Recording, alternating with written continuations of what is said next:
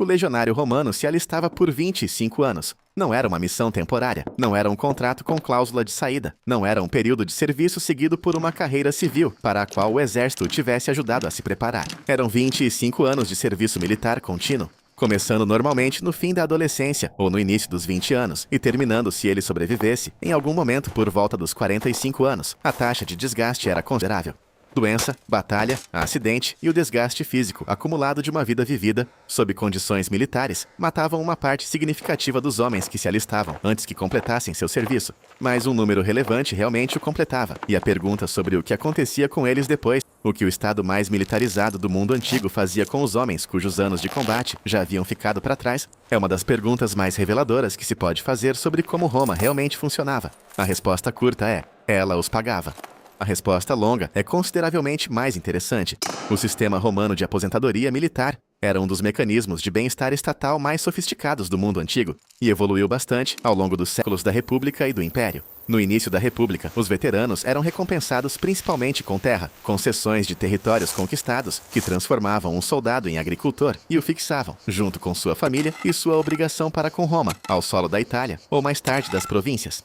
Esse sistema foi a base econômica da República Romana por séculos.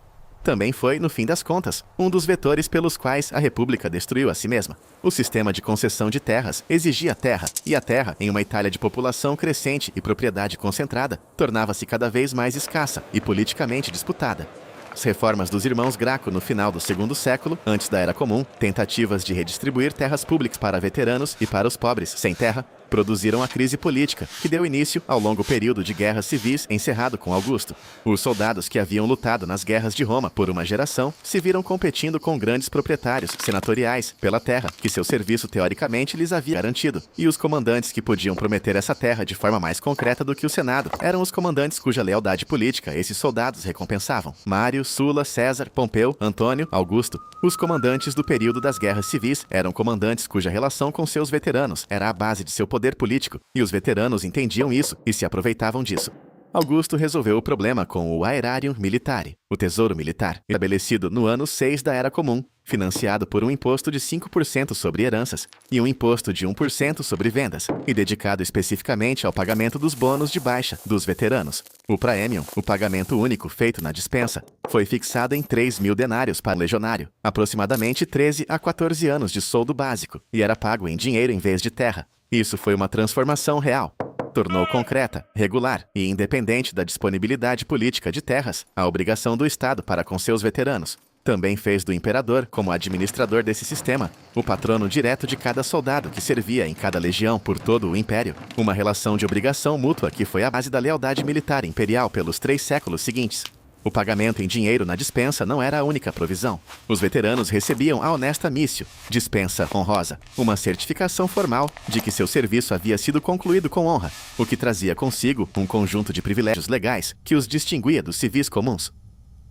Eles eram isentos de certos impostos, imunes a determinadas formas de punição corporal. Tinham o direito de ver suas disputas legais julgadas por tribunais militares em vez de civis, e em alguns períodos recebiam cidadania romana caso ainda não a possuíssem. A concessão de cidadania era particularmente significativa para as tropas auxiliares, os soldados não cidadãos que serviam ao lado das legiões e que recebiam cidadania para si e para seus filhos após a dispensa honrosa, um mecanismo que ao mesmo tempo recompensava o serviço e expandia sistematicamente a cidadania romana pelas províncias. O que o veterano fazia com seu bônus de dispensa e com seus privilégios dependia de quem ele era e de onde havia servido. Um número significativo se estabelecia perto da base, onde havia passado aqui a carreira militar, no Vicus, o assentamento civil que surgia fora das muralhas do forte durante seu serviço, ou nas coloniae que Roma estabelecia, especificamente para o assentamento de veteranos. As coloniae eram cidades planejadas, recebiam concessões de terras públicas, eram povoadas por veteranos dispensados, que recebiam lotes dentro da distribuição, e eram governadas pela organização social que o exército lhes havia proporcionado por 25 anos.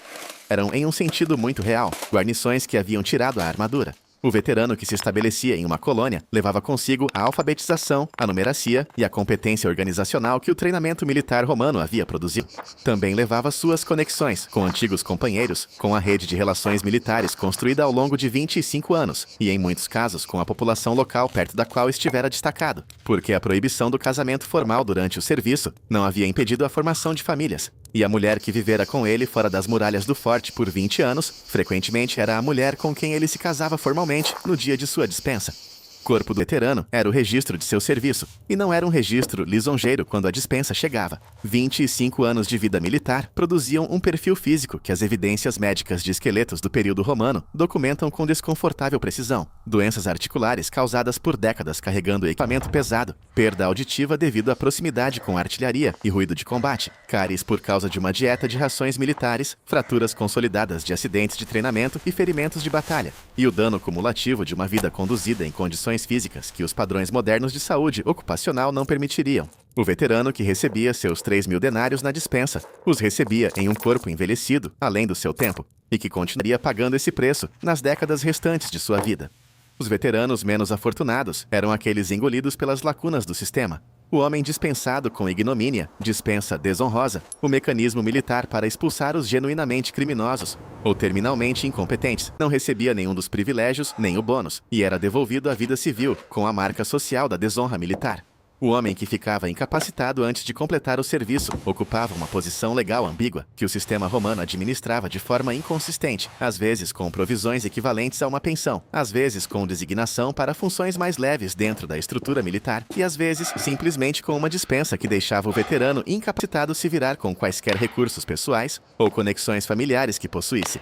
Os veteranos que retornavam à própria Roma eram uma presença política que os imperadores administravam com atenção cuidadosa.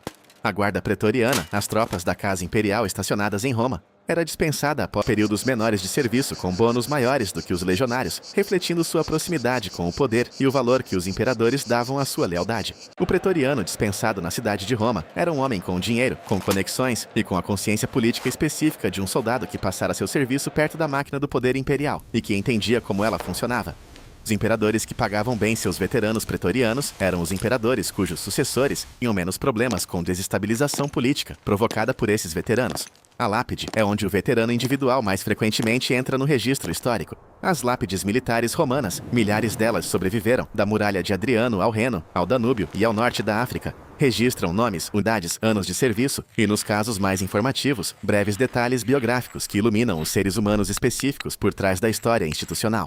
Um veterano enterrado na colônia de Colchester, na Britânia, um antigo legionário da 20ª Legião, cuja pedra registra sua patente, sua origem no norte da Itália, seus anos de serviço e o nome do herdeiro que pagou pelo monumento. Esta é uma pessoa específica, com uma vida específica, que completou seus 25 anos e se estabeleceu na província onde havia servido, morrendo ali nas décadas após sua dispensa.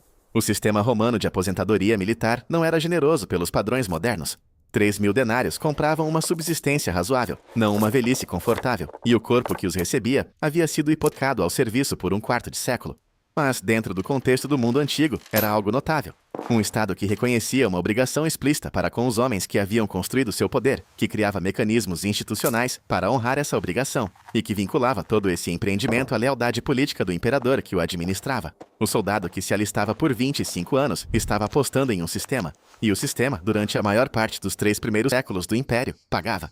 Os homens que haviam ficado velhos demais para lutar morriam em cidades que haviam ajudado a construir, em províncias que haviam ajudado a pacificar, com a lápide que registrava seu serviço como a última coisa que Roma lhes dava. Não era pouca coisa. No mundo antigo, isso chegava muito perto de tudo o que um soldado poderia razoavelmente esperar.